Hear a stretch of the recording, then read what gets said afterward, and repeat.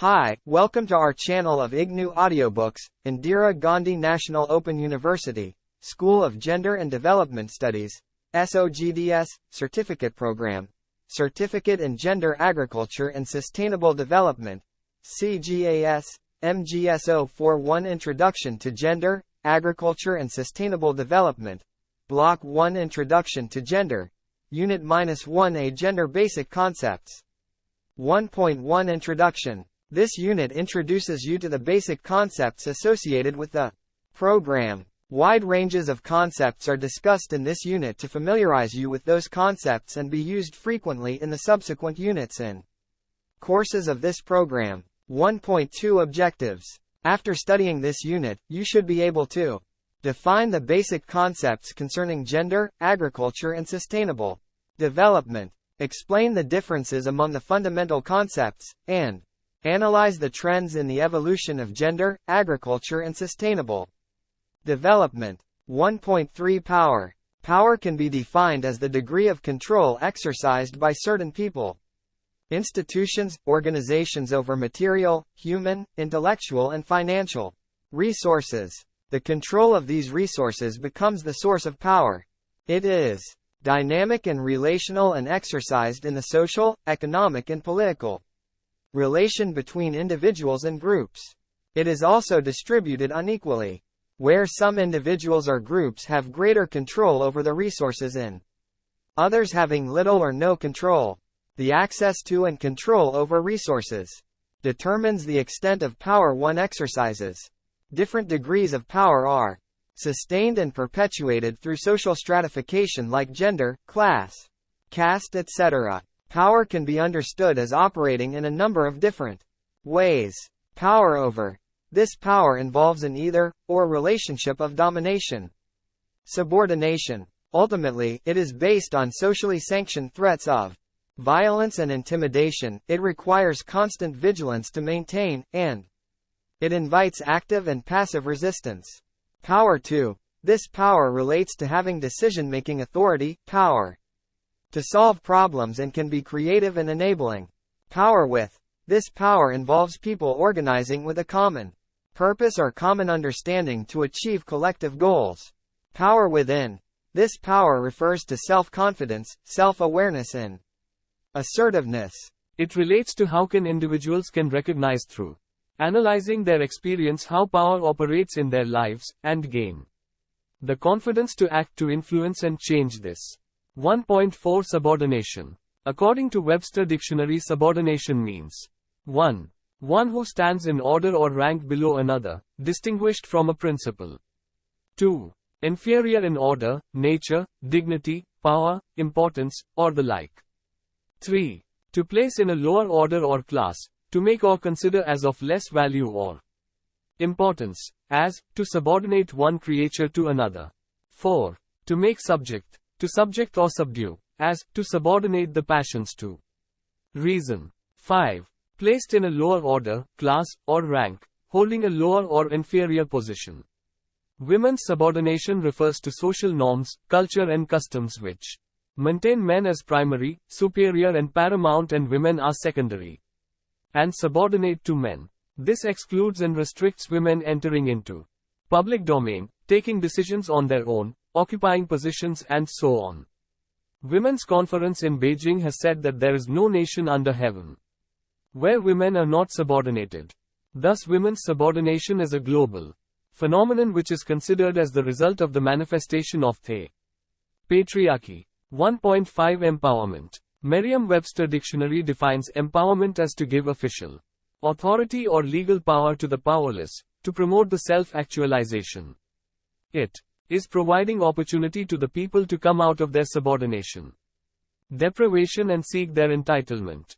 Srilatha Bathliwala defines empowerment as a range of activities from individual self-assertion to collective resistance, protest and mobilization that challenge basic power relations. For individuals and groups where class, caste, ethnicity and gender determine their access to resources and power, their empowerment begins when they not only recognize the systemic forces that oppress them, but act to change existing power relationships. Empowerment, therefore, is a process aimed at changing the nature and direction of systemic forces that marginalize women and other disadvantaged sectors in a given context. Asian activists define women's empowerment as the process and the result of the process of challenging the ideology of male domination and women's subordination, enabling women to gain equal access to and control over resources, material, human, intellectual, financial, and transforming the systems, institutions, family, education, religion, media, etc., and structures, legal, political, economic, social, through which the ideology and practice of subordination is reinforced and reproduced. Srilatha Batliwala, The Meaning of Women's Empowerment. New Concepts from Action, in Population Policies Revisited, Sane. 1.6 Discrimination. The term discrimination refers to differential treatment taken against a person, group because they belong to certain class, caste, gender etc. which is considered as lower in the society. Discrimination is the differential behavior towards another group. It involves excluding or restricting members of one group from accessing opportunities that are available to other groups. Discriminatory behavior takes many forms and involves in social, political and economic exclusion. These disadvantages lead to different kinds of discrimination and injustice. Economic disadvantage may be seen as one of the root causes of discrimination. Unequal distribution of income gives advantages to the working classes than others. Apart from economic causes, people with socially despised sexualities as well as people suffering from different types of illness also discriminated. In this scenario, the gender discrimination is more predominant. Gender encompasses elements of injustice which stems from the dominant value of the society. The devaluation of women in the society leads to their discrimination. This discrimination manifests in the form of dowry, son preference, sex trafficking, unpaid labor, abuse, nutritional deprivation, lack of education, lack of opportunities in the labor market, domestic violence, other economic, social and political disadvantages. This discrimination takes different forms in different contexts. In U.S. race structures plays an important role that two women from disadvantaged races, paid low, have low status, do menial jobs and they are mostly in domestic occupation. In Indian context, caste is also associated with this discrimination. The lower caste women has triple burden of being a woman, hailing from lower caste and being poor. Contact of any kind through touching, having sexual relation, dinning, drinking from the same well and so on between institutionally upper caste and lower caste is socially not accepted. According to Arjun Daha, these discriminations and deprivations is multidimensional. For example, a landless female daily laborer of scheduled caste is very likely to be poor, illiterate, with poor health status, have little social capital and she finds difficult to exercise her constitutional rights. Her quality of life is less because of discrimination. The lower castes are segregated on space and they are confined to the margins of village. This distance and social disadvantage made them socially, economically, culturally disadvantaged. By taking this disadvantage, the upper caste formulated their demands and fulfills their interest. And women are mostly deprived because of this inequality. The Constitution of India guarantees to all Indian women equality, Article 14. No discrimination by the state, Article 15. 1. Equality of opportunity, Article 16. Equal pay for equal work, Article 39. D. In addition, it allows special provisions to be made by the state in favor of women and children, Article 15. 3. Renounces practices derogatory to the dignity of women, Article 51. A. And also allows for provisions to be made by the state for securing just and humane conditions of work and for maternity relief, Article 42. In spite of these measures, women discrimination in India is not rooted out. Social commitment and political will has a significant role in uprooting the discriminatory practice against women.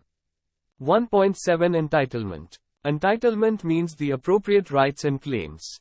It is the right guaranteed by the law, statute and provides certain benefits to the deprived and underprivileged group.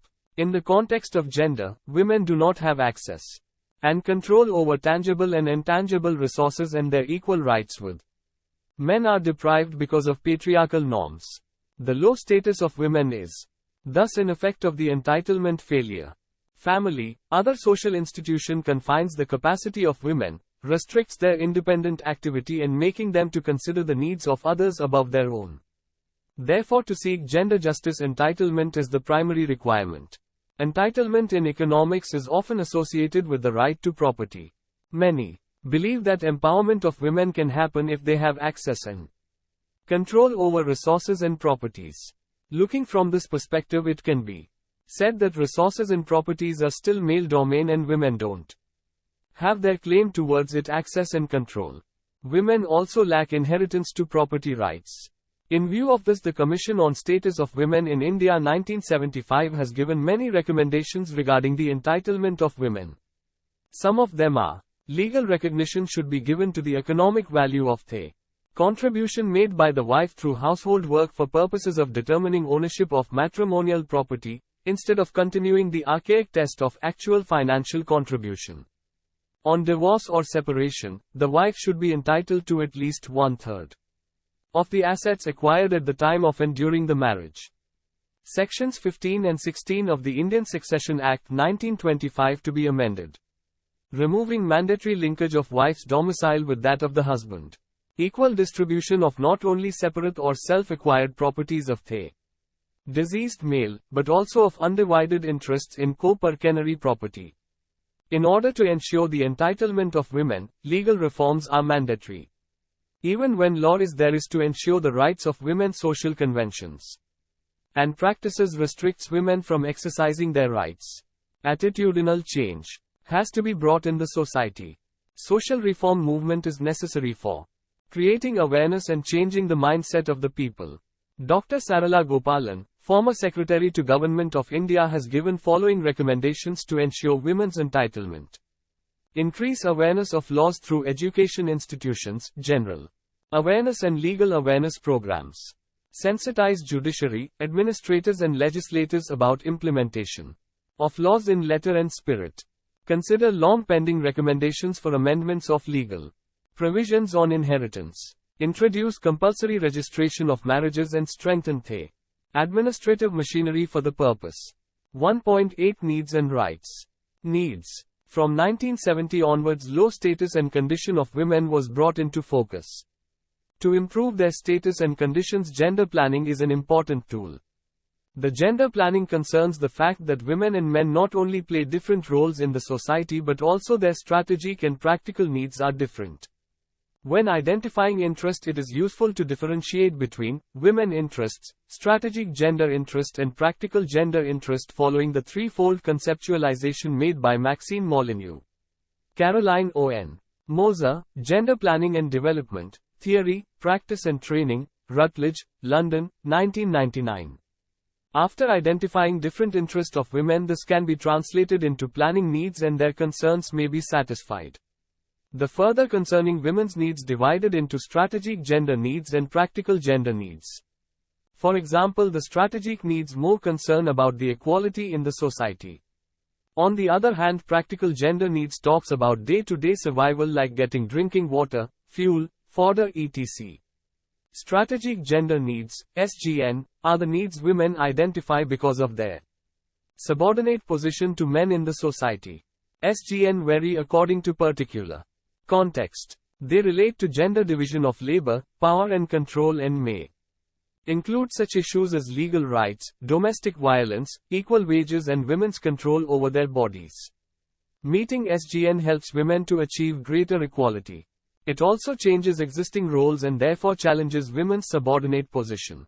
With regard to practical gender needs, PGN, are the needs that women identify in their socially accepted roles in the society.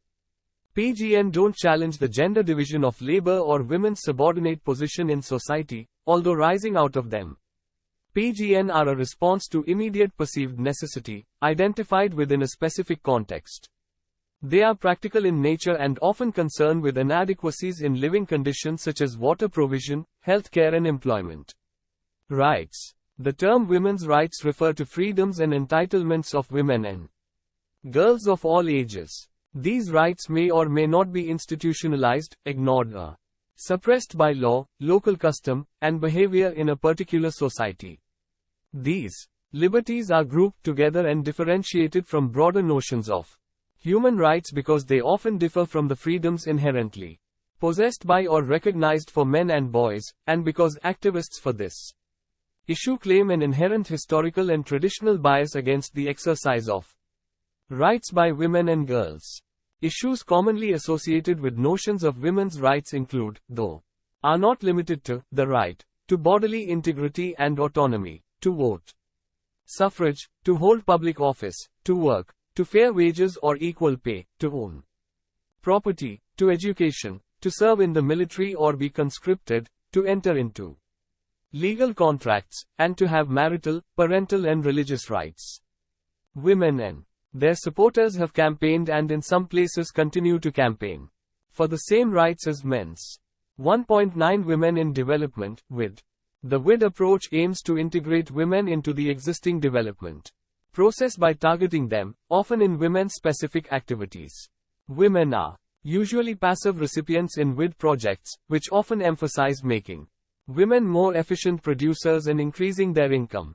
Although many WID projects have improved health, income or resources in the short term, because they did not transform unequal relationships, a significant number were not sustainable. A common shortcoming of WID projects is that they do not consider women's multiple roles or that they miscalculate the elasticity of women's time and labor. Another is that such projects tend to be blind to men's roles and responsibilities in women's empowerment. The biggest difference between WID and GAD is that WID projects traditionally were not grounded in a comprehensive gender analysis. The GAD approach is gender analysis driven. There is definitely a need for women-specific and men-specific interventions. At times, these complement gender initiatives. Research shows that the success of both sex-specific and gender activities is directly linked with the depth of the gender analysis that informs them. 1.10 Gender mainstreaming. Gender mainstreaming is the public policy concept of assessing the different implications for women and men of any planned policy action, including legislation and programs, in all areas and levels. The concept of gender mainstreaming was first proposed at the 1985 Third World Conference on Women in Nairobi. The idea has been developed in the United Nations Development Community. The idea was formally featured in 1995 at the Fourth World Conference on Women in Beijing. Most definitions conform to the UN Economic and Social Council formally defined concept. Mainstreaming a gender perspective is the process of assessing the implications for women and men of any planned action, including legislation, policies or programs, in all areas and at all levels. It is a strategy for making women's as well as men's concerns and experiences an integral dimension of the design, implementation, monitoring and evaluation of policies and programs in all political, economic and societal spheres so that women and men benefit equally and inequality is not perpetuated. The ultimate goal is to achieve gender equality. United Nations has defined gender mainstreaming as the process of assessing the implications for women and men of any planned action, including legislation, policies or programs, in all areas and at all levels. It is a strategy for making women's as well as men's concerns and experiences an integral dimension of the design, implementation, monitoring and evaluation of policies and programs in all political, economic and societal spheres so that women and men benefit equally and inequality is not perpetuated. Gender mainstreaming is not only a question of social justice, but is necessary for ensuring equitable, sustainable human development by the most effective and efficient means. 1.11 Literacy Gender Parity Index, GPI. GPI is the ratio of the female to male adult literacy rates which measures progress towards gender equity in literacy and the level of learning opportunities available for women in relation to those available to men. It serves also as a significant indicator of the empowerment of women in society. 1.12 Gender and Development, GAD. GAD, which shares elements with the empowerment approach, gained popularity in the 1980s and attempts to address the loopholes of WID. It is rooted in post-development theory and post-structuralist critiques in feminism. GAD does not consider women as a uniform group.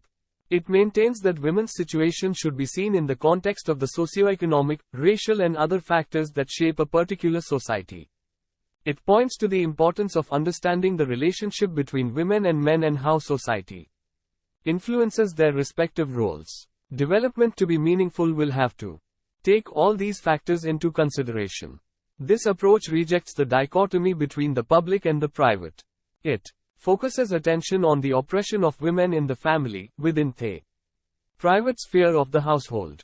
It emphasizes the state's role in providing social services to promote women's emancipation. Women are seen as agents of change rather than passive recipients of development. The focus is on strengthening women's legal rights. It also talks in terms of upsetting the existing power relations in society. Gender is an issue that cuts across all economic, social, and political processes. The GAD approach attempts to identify both the practical gender needs of women as well as the strategic gender needs that are closely related. The problem with GAD is that it is easy in the name of gender to disguise and even sidetrack real issues that affect women. Gender can rise above the personal, which means the personal can remain behind the scene, despite all the efforts that go into the analysis of social construction of gender.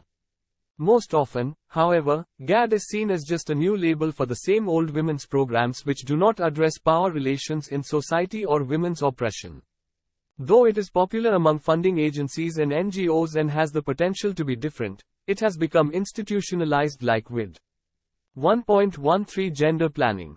Gender planning is the recognition of existing gender inequalities in the society and helps to formulate the policies to mitigate gender inequalities in the society. It aims to improve the status and conditions of women by formulating appropriate policies and programs. The existing planning approach treats all as equal, and it will make a plan for all without considering the inequalities existing in the society. Gender planning helps to expose, analyze and resolve the inequalities existing in social, economic, culture, legal and family structures and serves to initiate processes of change to address inequalities in such structures and processes. 1.14 Gender budgeting. A budget is one of the most important instruments which reflect the economic policy of the government.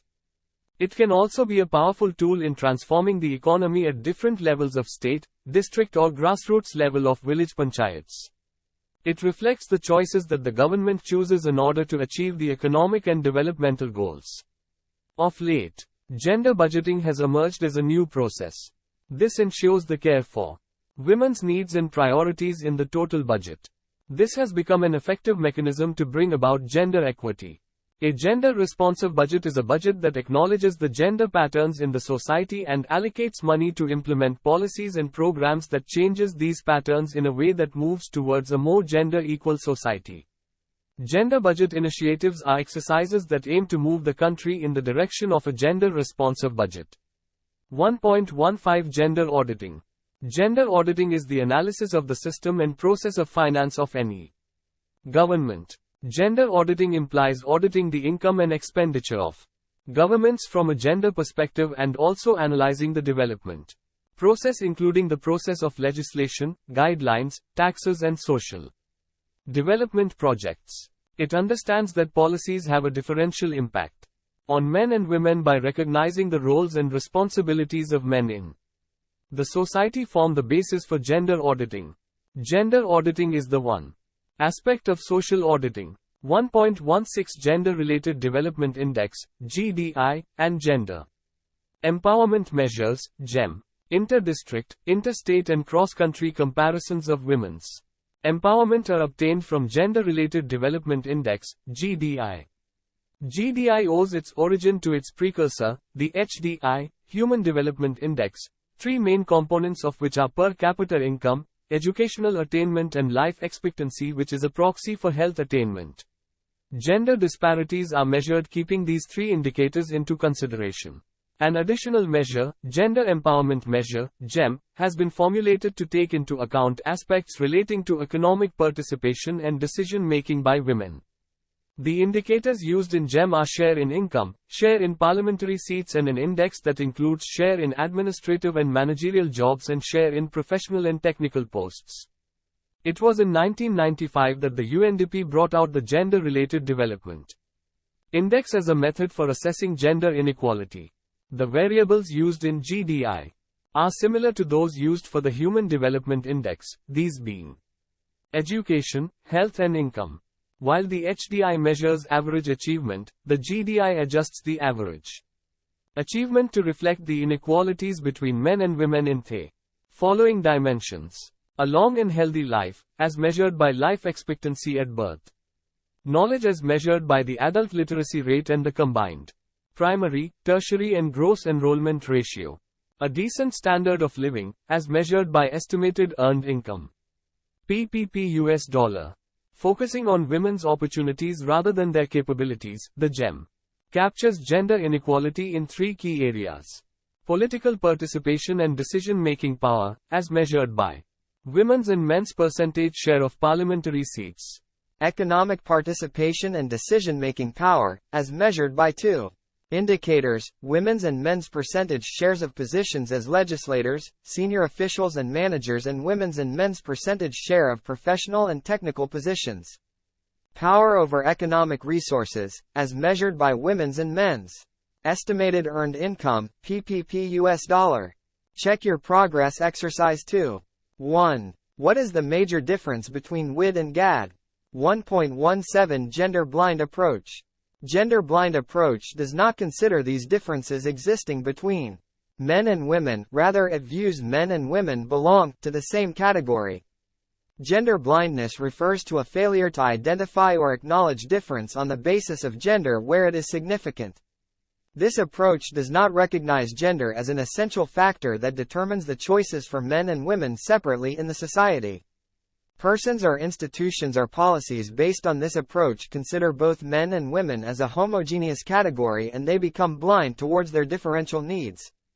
This approach does not question the existing norms and values that discriminate against women and focuses only on the development of communities, households, agricultural sector in general. Moreover, gender-blind policies display ignorance about the gender differences in the allocation of roles and resources and accept the universal norms of the society as such, which is patriarchal in nature. Therefore, the gender policies, even though meant for development, cannot be fruitful as they ignore the differences in resources, entitlements, opportunities, influence between men and women. Women are hence left out and do not get benefits. 1.18 Rights-based approach. Rights-based approach aims at promoting and protecting human rights based on international human rights standards. It serves as a conceptual framework in the process of human development. Discriminatory practices, inequalities, unjust distribution of power are some of the factors which serve as hurdles in the holistic and inclusive development process.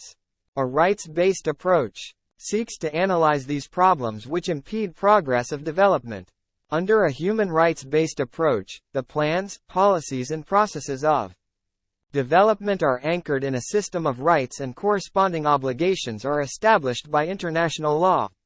This helps to promote the sustainability of development work, empowering people themselves, especially the most marginalized, to participate in policy formulation and hold accountable those who have a duty to act. While there's no universal recipe for a rights-based approach, international organizations and rights-based organizations have come together to fight for the rights of deprived and marginalized communities. 1.19 Strategic gender needs. Strategic gender needs are the needs women identify because of their subordinate position to men in their society. Strategic gender needs vary according to the particular context. They relate gender divisions of labor, power and control and may include such issues as legal rights, domestic violence, equal wages and women's control over their body. Meeting strategic gender needs helps women to achieve greater gender equality. It also changes existing gender roles and therefore challenges women's subordinate position. Strategic gender needs are those needs that are formulated from the analysis of women's subordination to men. While formulating strategic gender needs, it also considers the nature and structure of relationship between men and women in the society. It also considers socio-political cultural context. By deriving from these analyses, strategic gender needs provide equality in the society. On this, advocacy is being done to develop policies and programs to fulfill human rights. 1.20 Practical gender needs. Practical gender needs are the needs women identify in their socially accepted roles in the society. Practical gender needs do not challenge the gender division of labor or women's subordinate position in the society, although rising out of them. Practical gender needs are a response to immediate perceived necessity identified within a specific context. They are practical in nature and often are concerned with inadequacies in living conditions such as water provision, healthcare and employment. Unlike strategic gender needs, practical gender needs are formulated from the experiences of women. It includes their day-to-day survival like food, fuel, fodder, water, access to health, etc. The practical gender needs can be sorted out at the grassroots level if local governments and the decision-making structure closest to the society are sensitive towards women's issues. As Molyneux has written, they do not generally entail a strategic goal such as women's emancipation or gender equality, nor do they challenge the prevailing forms of subordination even though they arise directly out of them. As women, they have dual roles by managing household chores as well as earning.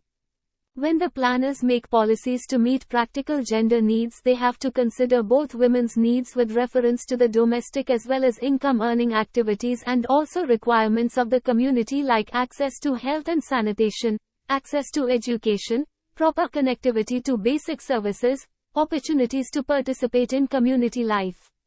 These needs concern not only the women, but also for the entire community needs. Yet, due to the gender division of labor, society imposes these activities on women. So planners consider these issues and effectively implement practical gender needs at the grassroots level. 1.21 Gender analysis. Gender analysis refers to the variety of approaches and methods used to assess and understand the differences in the lives of women and men, girls, and boys and the relationships between and amongst them, including their access to resources and opportunities, their activities, and the constraints they face relative to each other. It is a process that identifies the varied and different roles and responsibilities that women, men, girls and boys have in the family, the community, and in economic, legal, political, and social structures. A gender analysis is an essential component of an overall analytical process that a successful development program of social change requires. It is a simple equation, really. If we do not fully understand the trends and dynamics that define and perpetuate gender inequality, a core dimension of labor exploitation, we will be unable to mount a successful strategy to promote gender equality and women's rights. Knowing key facts, labor market trends in the organized and unorganized sector, power dynamics of women within the family, institutions and society, are critical factors for grounding the analytical and strategic work of gender equality and development programming in reality. It also helps develop a snapshot of that reality against which the impact of development programs and strategies can be measured. Gender analysis is a way of seeing, analyzing problems, situations and solutions with awareness of gender relations and in order to identify gender issues. The key elements of a gender analysis should include identification of similarities and differences between men and women and amongst women. 1.22 Gender Gap Index. The Gender Gap Index assesses countries on how well they are dividing their resources and opportunities among their male and female populations, regardless of the overall levels of these resources and opportunities. By providing a comprehensible framework for assessing and comparing global gender gaps and by revealing those countries that are role models in dividing these resources equitably between women and men, the index serves as a catalyst for greater awareness as well as greater exchange between policymakers. It examines 4 critical areas of inequality between men and women. 1. Economic participation and opportunity, outcomes on salaries, participation levels and access to high-skilled employment. 2. Educational attainment, outcomes on access to basic and higher level education. 3. Political empowerment, outcomes on representation in decision-making structures. And 4. Health and survival, outcomes on life expectancy and sex ratio. 1.23 Gender policy. A gender policy is an integral part of all its organizational policies, programs and projects and involves building a culture that understands the issues in policies, which respect diversity and gender-related concerns. A mere statement of policy and objectives does not ensure the concerns relating to addressing the gender. Towards achieving the objectives, clear indicators need to be defined to evaluate and assess the organization's commitment towards gender equity on a periodic basis. The policy seeks to ensure greater consistency of gender principles, policies and practices across the organization and to provide an accountability framework in relation to gender, against which all staff can be accountable and against which the organization can audit itself. 1.24 Gender Inequality Index, G. The introduction in 1995 of the Gender-Related Development Index, GDI, and the Gender Empowerment Measure, GEM, coincided with growing international recognition of the importance of monitoring progress in the elimination of gender gaps in all aspects of life. While the GDI and the GEM have contributed immensely to the gender debate, they have conceptual and methodological limitations. In the 20th anniversary edition of the Human Development Report, the Gender Inequality Index has been introduced as an experimental index. It is not a perfect measure. Just as the HDI continues to evolve, the Gender Inequality Index will also be refined. Gender Inequality Index, G, is a measure that captures the loss in achievements due to gender disparities in the dimensions of reproductive health, empowerment and labor force participation. Values range from 0, perfect equality, to 1, total inequality. The G, introduced as another experimental series, is unique in including educational attainment, economic and political participation and female-specific health issues and in accounting for overlapping inequalities at the national level. It is thus an important advance on existing global measures of gender equity. 1.25 Summary. This unit has given you an introduction about various concepts in gender, agriculture and sustainable development. These concepts are discussed in detail with a suitable theoretical framework and examples in the following courses. Thank you for watching. We will see you in the next video with the next chapter.